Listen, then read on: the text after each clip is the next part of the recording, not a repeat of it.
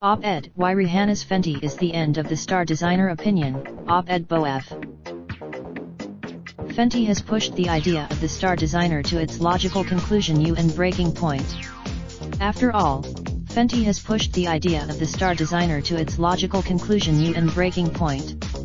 After all, the gaggle of designers, from two, who flocked to greet last Thursday as she LVMH-backed luxury fashion line, were guests at their own funeral.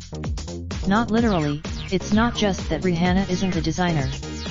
The logic goes, remember, the very role of the fashion designer is a relatively recent invention that dates back a mere 150 years. Starting in the 80s, the designer has become a metaphor. If before the 90s, to be sure, having one name on a garment label made for highly effective marketing. It created a strong. Fenty is born from one thing only: Rihanna's public image. Consider the case of the late Eve. In the 70s and the international success of YSL, which made Saint Laurent himself a myth, along with the rise of Ind, led the way for the likes of Ind. Even if their names, but that has pushed the idea of the star designer to its logical conclusion and breaking point. Fenty is not of course, the pop star hasn't ditched fashion designers altogether. They are still there to, after all, who needs a star designer when you have a real star?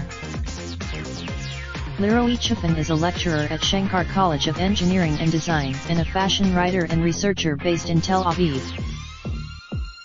The views expressed in op-ed pieces are those of the author and do not necessarily reflect the views of OFA. Related articles. Raindrop, drop top smoking, no cooking the hot pot. Fucking on your bitch, yeah, that. Looking up, open the park pot.